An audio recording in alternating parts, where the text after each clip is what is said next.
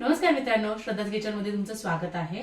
आज आहे भोगी, तर बनवूया भोगीची भाजी किंवा त्याला शेंगसोला नाही बोलतात। तर चला पुरूया जिभेचे चोचले। भाजी बनवण्यासाठी आपण सर्वात प्रथम वाटणाची तयारी करून घेऊयात। त्यासाठी मी इथे कढईत 1 चमचा तेल घेतलेलं आहे। हे थोडं गरम होऊ देऊयात।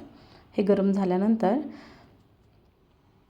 आपण यात घालणार आहोत उभे चिरलेले कांदे आहेत। 2 मीडियम कांदे मी उभे चिरून घेतलेले आहेत, पातळ म्हणजे पटकन भाजला जातो आपला कांदा।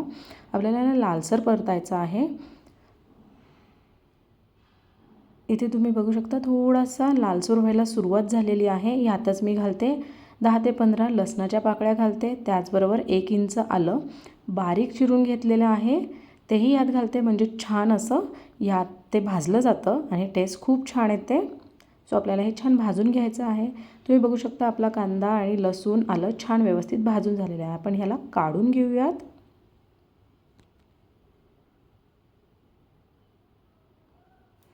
आता त्याच कढईत मी खोबरं भाजून घेणार आहे। साधारण मी इथे बारीक चिरून घेतलेलं म्हणजे स्लाइसच केलेले आहेत, पातळ स्लाइस केलेले आहेत खोबऱ्याच्या। अर्धी वाटी खोबरं घेतलेलं आहे मी।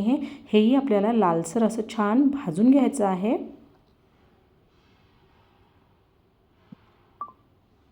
आपलं खोबरं देखील छान लालसर भाजून झालेलं आहे, तेही आपण काढून घेऊयात। त्याच कढईत मी पाव कप तीळ घेतलेले आहेत, तेही छान असे भाजून घ्यायचे आहेत। आणि भाजल्यानंतर आपण हेही काढून ठेवणार आहोत आणि आपण वाटण गार होईपर्यंत बघूयात भाज्या काय लागतात। इथे अर्धा कप मी हरभरा घेतलेला आहे। 1 बिब्बा असतो, हा असेल तर तुम्ही घाला। हे बोर आहे, ते मी बारीक असं चिरून घेतलेलं आहे। पापडी घेतलेली आहे अर्धा कप। त्याचबरोबर 2 वांगी मी चिरून घेतलेली आहेत। इथे अर्धा कप शेंगदाणे भिजत घातलेले होते, अर्धा कप पावटा आणि पाव कप गाजर, त्याचबरोबर 2 कप वाटाणा घेतलेला आहे।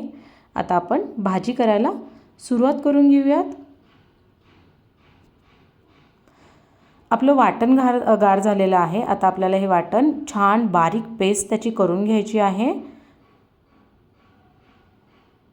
तुम्ही बघू शकता मी इथे छान बारीक पेस्ट करून घेतलेली आहे। त्यातच आता मी घालते कोथिंबीर, 1 मूठभर कोथिंबीर घालते आहे। त्याचबरोबर 1 टोमॅटो चिरून घेतलेला आहे, तेही घालते आणि ह्याची छान वाटण करून घेऊयात। बारीक पेस्ट करून घेतलेली आहे। आपलं वाटण रेडी आहे। तर आता आपण भाजी फोडणीला घालून घेऊयात। आता माझी भाजीची क्वांटिटी जास्त आहे, त्यामुळे एवढं जास्त वाटण घेतलेलं आहे। त्याचबरोबर इथे कढईत मी तेल घालणार आहे, 4 चमचे घालणार आहे। आताच मी तुम्हाला सांगितलं भाजीची क्वांटिटी जास्त आहे म्हणून।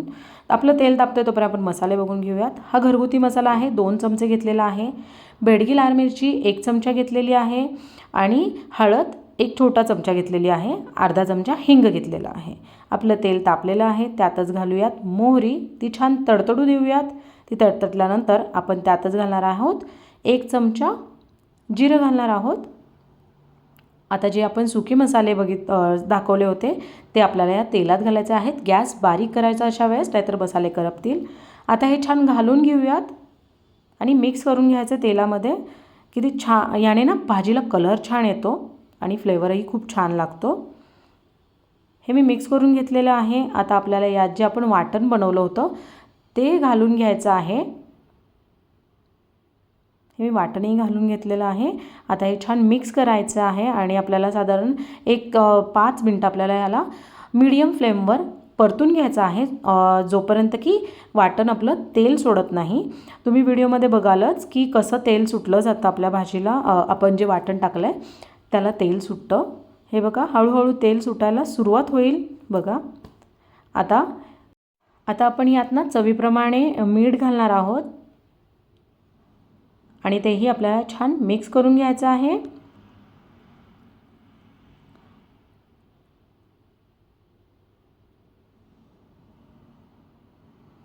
हे बघू शकता मी छान हे मिक्स करून घेतलेलं आहे आणि आपण 1-2 मिनटं याला व्यवस्थित परतून त्यातच घालणार आहोत। आपण ज्या भाज्या मगाशी पाहिल्या होत्या त्या सगळ्या भाज्या यात घालायच्या आहेत आणि व्यवस्थित 2 ते 3 मिनटं यालाही छान परतून घ्यायचं आहे। ते तुम्हाला व्हिडिओमध्ये दिसेलच की कसं त्याला तेल सुटलं ना की आपलं वाटण छान परतलं गेलं आहे आणि त्याची टेस्टही म्हणजे वाटण आपलं कच्चं लागत नाही. असंही आपण भाजून घेतलेलं आहे, पण तुम्ही ही प्रोसेस केली ना तर भाजीला खूपच छान चव येते. तुम्ही बघा तेल असं सुटलेलं आहे. आता तुम्ही तुमच्या कन्सिस्टन्सीनुसार, तुमच्या आवश्यकतेनुसार तुम्ही यात पाणी घाला. नॉर्मलच वॉटर पाणी घातलेलं आहे मी.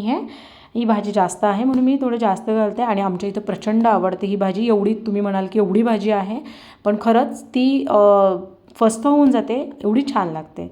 आता त्या भाजीला उकळी येतोपर्यंत आपण ठेवलं आणि उकळी आल्यानंतर आपल्याला बारीक गॅस करून जसं व्हिडिओत मी दाखवलेलं आहे तसंच झाकण अर्धं ठेवायचं. पूर्ण ठेवलं तर त्याचा जो तवंग आहे तो निघून जाईल. तोपर्यंत आपण ही भाजी शिजू द्यात. आपली भाजी शिजती आहे तोपर्यंत आपण बाजरीची भाकरी घालून घेऊयात, कारण की ती लागते ह्याच्यासोबत. त्यासाठी मी एका ताटात 1 कप बाजरीचं पीठ घेतलं आहे. त्यात 1 चमचा तीळ घातले आणि पाणी घालून मऊ अशी पीठ मळून घेतलेलं आहे. भाकरीचं पीठ थोडं सैलसरच मळायचं असतं, म्हणजे भाकरी थापायला प्रॉब्लेम होत नाही. आता दाखवल्याप्रमाणे गोळा तयार होतो आहे, तुम्ही बघू शकता. आता आपण थोडंसं ताटात खाली पीठ घालणार आणि भाकरी थापून घेणार आहे. तुम्ही व्हिडिओत बघितल्याप्रमाणे थापून घ्या, हळूहळू करा. आणि जर तुम्हाला वाटत असेल खूप मोठी आहे तर तुम्ही छोट्या छोट्या भाकऱ्याही करू शकता. करतानाच आपण जेव्हा भाकरी थापली जाईल तेव्हा वरून थोडेसे तीळ घालायचे, जेणेकरून आपली भाकरी दिसायलाही छान दिसेल आणि तिळही खाताना खूप छान लागतात. तुम्ही व्हिडिओत बघा मी कशी हळूहळू भाकरी थापत आहे. मस्त अशी सैलसर पीठ मळलं की लवकर हे होते. इथे गॅसवर मी आता तिला भाजून घेणार आहे.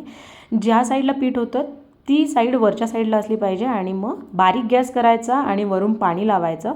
एकदा पाणी पूर्ण लावून झालं की वरून थोडेसे तीळ मी स्प्रिंकल करते, दिसायला पण छान दिसतं आणि खातानाही छान लागतात. म्हणून यावेळेस गॅस बारीक करायचा आणि ते लावून झाल्यानंतर आपण मोठा गॅस करणार आणि 2 मिनिटाने आपण ही पलटणार आहोत. तुम्ही बघा आपली भाकरी दोन्ही बाजूने छान भाजून झालेली आहे आणि इकडे भाजी उकळली आहे, छान आटली आहे. तुम्हाला क्वांटिटी थोडी कमी झालेली दिसेल. आपली भाजी रेडी आहे. आपण मस्तपैकी ही सर्व करून घेऊयात. मस्त असा तवंगही आला आणि भाजीही खूप छान झाली आहे. चला तर आपली भोगीची भाजी आणि बाजरीची भाकरी रेडी आहे. आमच्यात ना खिचडी भातही करतात म्हणून मी तोही केलेला आहे. तर तुम्ही ही रेसिपी नक्की ट्राय करा. माझ्या चॅनलला लाईक, शेअर आणि सबस्क्राईब करायला विसरू नका. थँक्यू.